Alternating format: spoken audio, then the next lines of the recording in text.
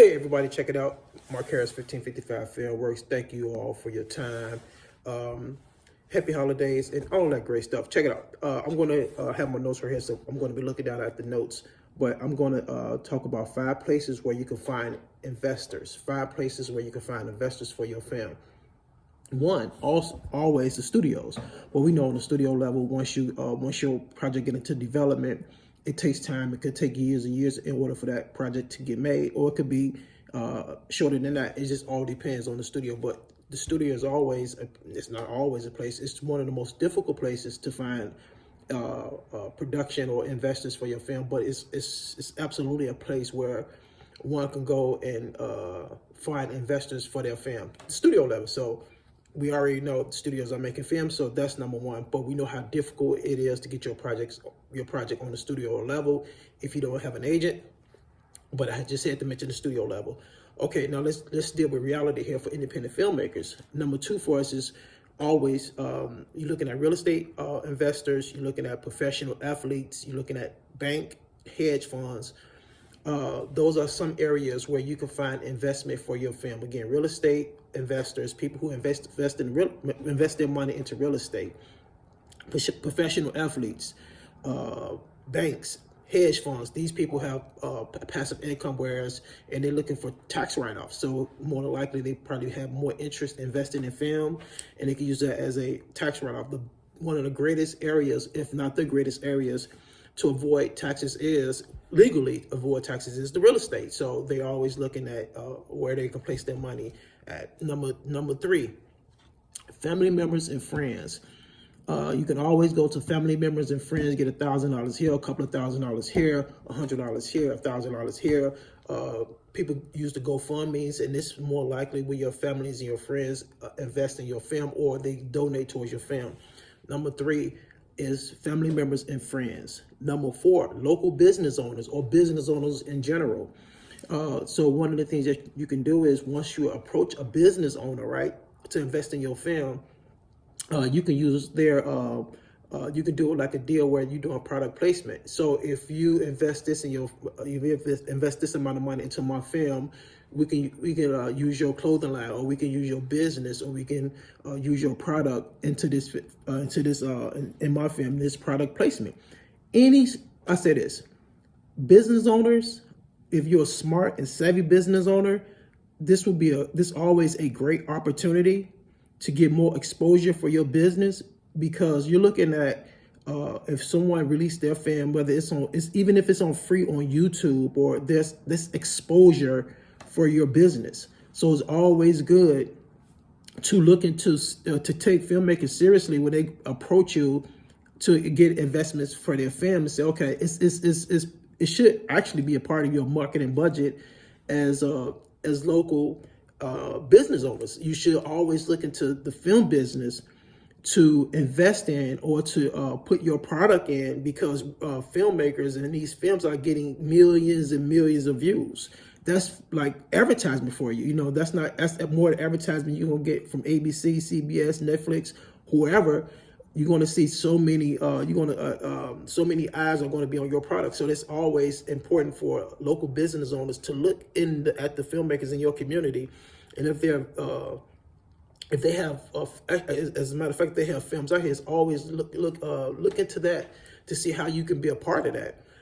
Number 5 is always, I always say, is you can use your own money. I think it's always good if you're an independent filmmaker to use your own money as well, at least some of your own money, to make your films, because people want to see how much money are you going to place in your film. Why should I, as an investor, invest in you or your dreams, your goals, when you're not investing in your own dreams and your own goals? There's nothing more that someone dislike is someone who doesn't want to invest in their own dreams and goals, but expect other people to want to do it. Okay, so what do I do when I identify these people in these 5 areas? And there are different areas as well, but these are like 5 areas I normally deal with. Okay, so, but there are different areas. Just look at the areas that's more comfortable for you. What to do? A business plan. Use a business plan. Most times, a professional business plan. Most time, what investors will look for is you have to determine how much you need to get your film made. So how much does it cost to get this film made? So that's how much you're going to need from your investors. What's my ROI, return on my investment? If I invest this, how much I'm going to get back, and what percentage am I going to get back? If I'm going to get ownership into, if I'm going to receive ownership in the in your film, am I going to get paid once? Am I going to get paid twice? Am I going to get paid throughout the life of the film? So those are some of the things that you have to narrow down to let your investors know. When would I get paid back? Normally it used to be a couple of years or a year or so. Now it's changed because the format, the whole way the streaming platforms and the networks and so forth and so on, how they pay has changed. They pay over time, over a 3-year time. So you want to let the investors know that when you're doing your investments, when they're getting their investments, they're looking at between 2 to 3 years before they get before they get all of their money back. Because the production companies, what they do is they pay increments, like every 3 months or every 6 months. So that's one of the things you should know, But again, we're going to get to that part on how you're going to know that. Okay.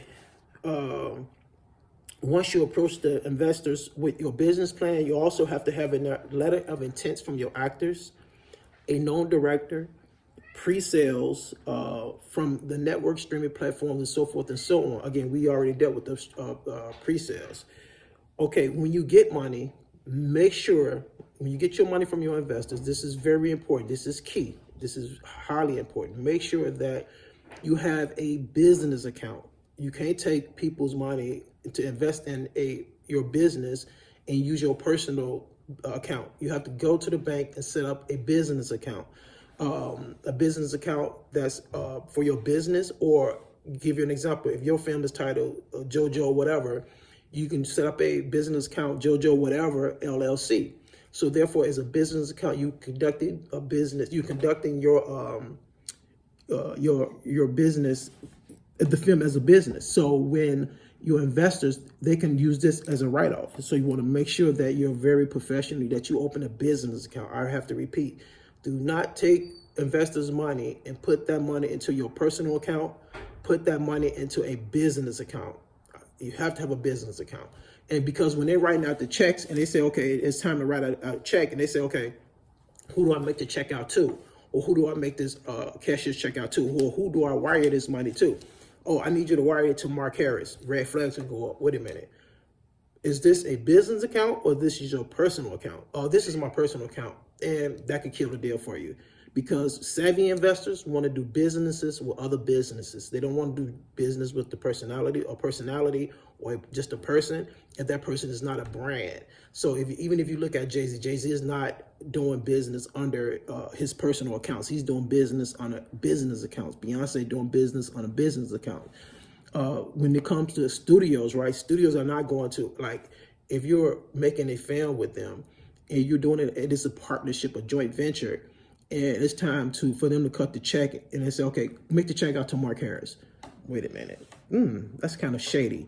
So make sure that it's business account. Keep everything lined up, keep everything professional. Thank you. But that's 5 places you can find your investors. Take care.